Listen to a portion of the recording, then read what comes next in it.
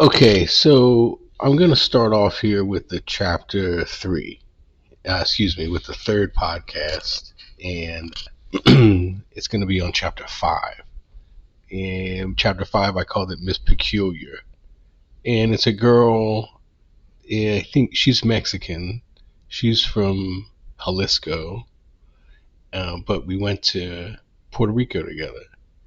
So I was just thinking that I was going to find someone on Fiverr who could write the fan fiction for the Puerto Rico story, and then try to find somebody to do and a anime. And I don't know really what the difference in price is going to be to hire somebody to do that, but that's what I'm going to find. Okay, so I think what I'm going to do is I'm going to play, or I'm going to and I'm learning how to do this using CapCut. All right, so the evolution of this whole thing. I'm now gonna make these videos and have the video and the audio in CapCut, and I'm able to adjust some of it so that excuse me for being loud with the coughing. I'm able to make it all in CapCut and then send it up to Buzzsprout and put the video on TikTok. I'm trying to put the video on TikTok, but I already put it up on the YouTube. So, man, my voice feels a little heavy, but I want to get into letting this next part go and trying to make it all under 10 minutes so that it fits in a TikTok. And with that, remember, if you have a chance and you want to sign up for Audible, I will hook you up when you come to New Orleans. And if you go to Vegas, I will hook you up. I'll have someone else hook you up in Vegas. I'm in the French Quarter and get you all of the burgers and daiquiris if you give me that. I think it's a good path to figure out a way in the Audible system to get the subscribers or to get the people to sign up with Audible. So, anyways, I appreciate the listening.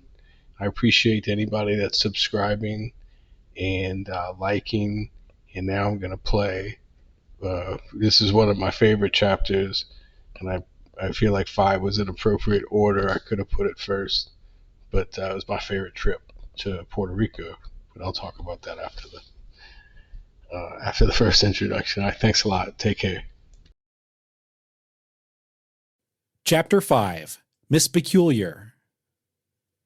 Just take half of it. Gucci Mane. All I expected from that quick 2-night trip to Puerto Rico was to visit the 2 houses Marlene bought after the hurricane and look for possible daiquiri bar spots near the beach. I wasn't expecting to have sex after eating some mild LSD, but luckily I heard a whispering. You could have fucked me last night. On the second day, before going to the beach, we both ate a couple of small hits of paper she pulled from her wallet. As soon as we got back to the condo, after seeing a couple of homes for sale with a realtor, she unwrapped about a dozen of them from a foil sheet. I only took half at first, and time started to bend. I could feel that familiar warmth on my neck.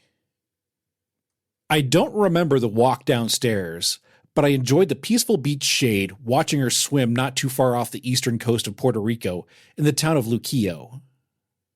She was underwater most of the time, and I could see the orange flotation device bobbing at the surface from a tether attached to her belt. I barely knew this young lady, but felt obligated to make sure she didn't drown or freak out and not make it out of the ocean alive. She brought the doses in her pouch and took another hit before diving into the ocean. I can't imagine how she felt in the water because I was too much of a pussy to jump in. I bet she had a blast looking at the fish, feeling the waves, tripping balls, and understanding the universe better. I respected her for being so enthusiastic about both snorkeling and tripping. What was I doing here? Why wasn't I with my girl? Which girl am I talking about? The flight attendant I miss every day? Or the other flight attendant I forgot to call back a dozen time zones away? What about the girl in Phoenix, the only woman I matched with on Bumble in years? The one from Kazakhstan? What about your old girl's fake half-sister? What about your other ex-girlfriend from Idaho? Last time I talked to Lucy, we discussed moving to Puerto Rico, opening daiquiri bars and Bitcoin mining sheds powered by her solar panels. I must have sounded like a loon. Or maybe she smelled the crap in my ass while blowing me, and she'd rather take her chances somewhere less shitty. The warping of time and space during a mild daytime acid trip on the beach turned me on. In this case, it was so mesmerizing it caused me to desire a young lady I once avoided. It was also making my wheels spin, and every business idea made sense at once. I was figuring it out. Everything around me looked crisp, despite being beaten up by the hurricanes. Okay, so we just listened to a couple of minutes of the trip to Puerto Rico, the part about going to the beach and taking a little bit of acid and hanging out.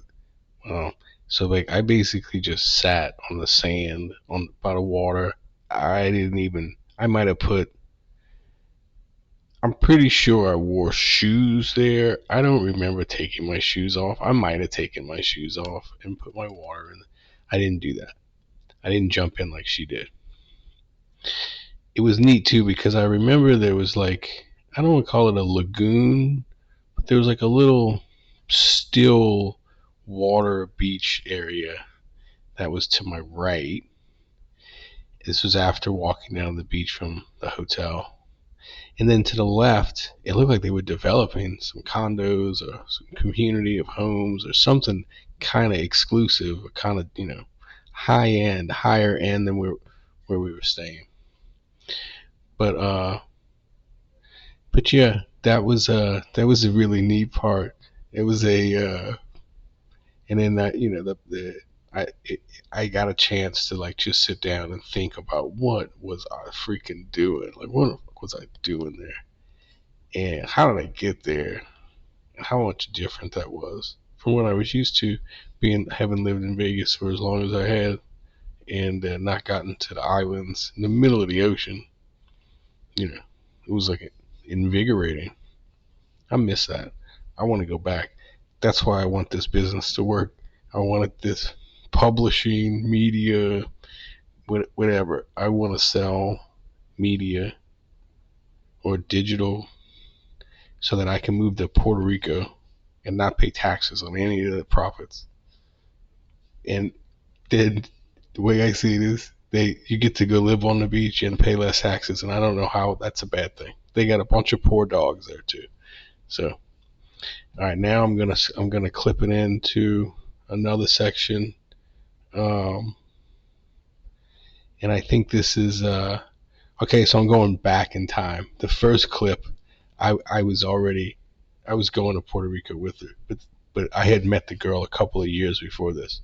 So this next clip is the second time I think I met her, because I didn't really like her. I didn't like her at all. And she stepped on my dog. I'm not going to play that. She stepped on my dog's paw. The one that I'm showing right there, that little white one.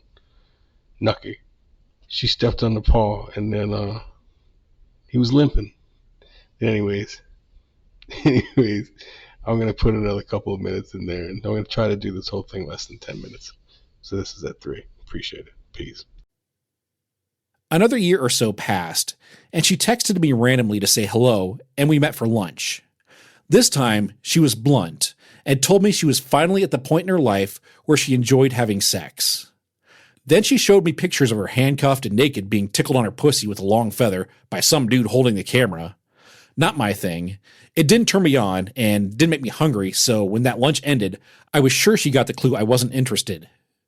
As lonely as I was, and could tell she was too, my interest had limits, and her kinks exceeded those limits. Months and months went by, then I got a WhatsApp message from her.